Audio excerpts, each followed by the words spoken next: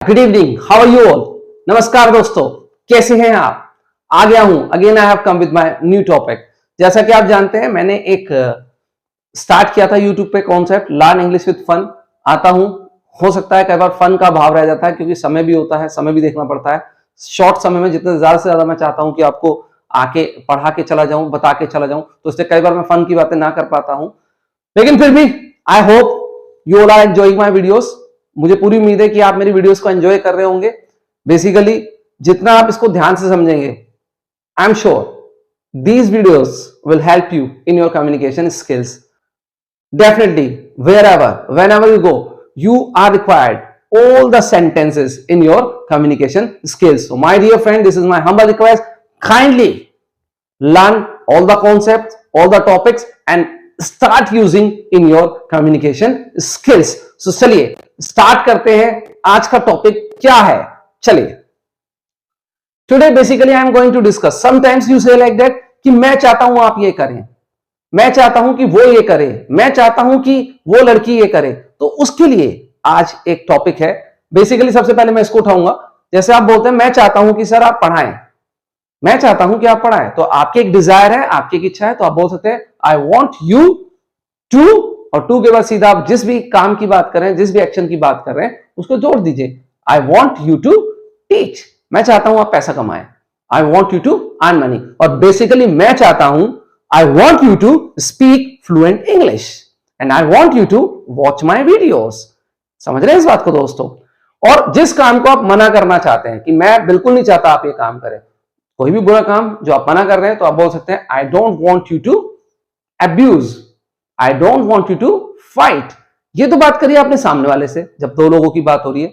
अगर आप किसी तीसरे व्यक्ति के बारे में बोल रहे हैं कि मैं चाहता हूं कि वो ये काम ना करे, तो I don't want, अगर वो मेल है तो हिम कर दीजिए। I don't want him to abuse, I don't want him to fight, मैं बिल्कुल नहीं चाहता कि वो लड़ाई करे या गाली दे। ऐसे अगर आप किसी लड़की की बात कर रहे हैं, I don't want her to fight, I don't want her to go there, I don't want her to come here. कुछ भी, जो भी आप एक्शन उसके लिए यूज करना चाहते हैं, आप बोल सकते हैं। Action basically this is called doing words, यानी verb, verb equal to doing words यानी एक्शंस। तो ये जो मैंने एसी शॉर्ट में लिखा है, बेसिकली ये वर्ब है। आप इसमें कोई भी वर्ब जो आप चाहते हैं सामने वाला या कोई दूसरा व्यक्ति करे या तीसरा पर्सन करे, मेल है तो हिम, लड़की है तो हर, और सामने वाला है तो यू। और इसी तरीके से आप इसका क्वेश्चन बना सकते हैं। जैसे मैं कह रहा हूं, do you want me to teach, do you want me to upload videos on YouTube.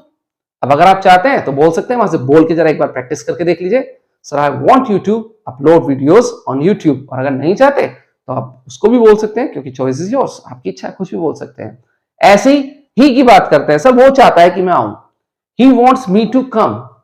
Sir वो लड़की चाहती है कि मैं आऊं, she wants me to come, she wants me to teach, she wants me to get job, she wants me to earn money. कुछ भी बना सकते हैं। और अगर वो नहीं चाहता तो मना करने के लिए आपको पता है एसोरियस आता है, क्योंकि बात आप प्रेजेंट की कर रहे हैं, तो डज नॉट, और डज नॉट को आप शॉर्ट में डजन भी बोल सकते हैं और डजेंट भी बोल सकते हैं। डजन बेसिकली जो एक्सेंट होता है वो अमेरिकन एक्सेंट होता है, और डजेंट जो होता है वो ब्रिटिश का लहजा है, इसलिए आप कोई भी बोल सकते हैं। ऐसे ही यहां पर डॉन भी बोल सकते हैं, आप डोंट भी बोल सकते हैं। डॉन जो लोग बोलते हैं वो ब्रिटिश के लोग बोलते हैं डोंट, और अमेरिका के लोग बोलते हैं डोंट। तो अपने आप में दोनों ठीक है, गलत कुछ नहीं है। और डू नॉट भी, basically I must tell you, this is also correct. आप कोई भी यूज कर सकते हैं दोस्तों।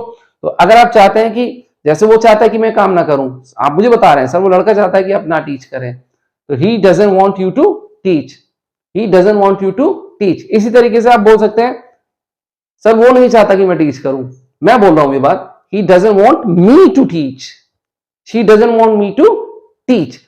जैसे चाहे आप यूज कर सकते हैं दोस्तों, बस थोड़ा सा इसमें ऑब्जेक्ट का ध्यान रखिए, इसी का खेल है और कुछ नहीं है। ये आपको थोड़ा सा समझना पड़ेगा कि कहां पर आप किसके लिए बात बोल रहे हैं।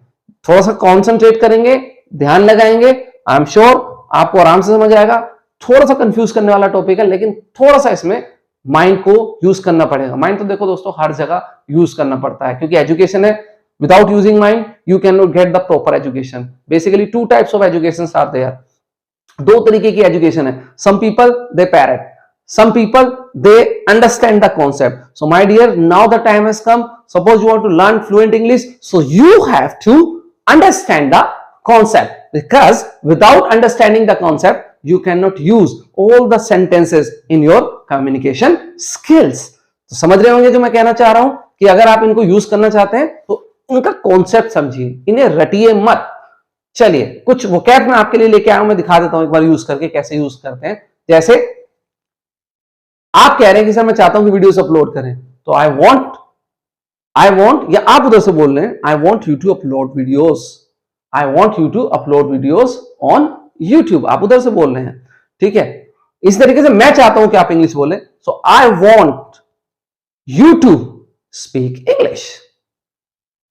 नेक्स्ट सेक्शन है, नेक्स्ट वोकैब है स्टैंड इन क्यू। बेसिकली ये वोकैब्स हैं दोस्तों, इनका भी आप यूज कर सकते हैं। स्टैंड इन क्यू होता है लाइन में खड़े होना।